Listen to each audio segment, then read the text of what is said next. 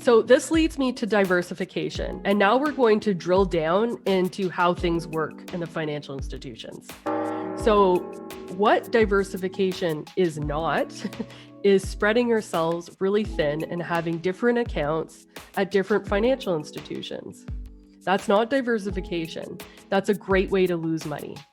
In Canada, we have about 5 or 6 major banks, and then there are other financial institutions as well. And they all offer similar services and products. So it doesn't really matter where you hold your investment accounts. You can pretty much access all the products that you want on the market from any of those big financial institutions.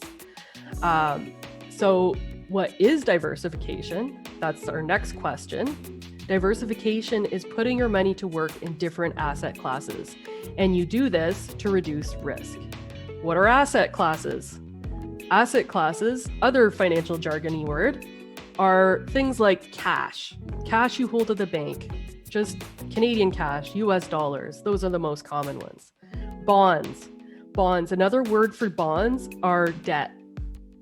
Bonds are just debt that corporations use. So they borrow money and it's called a bond.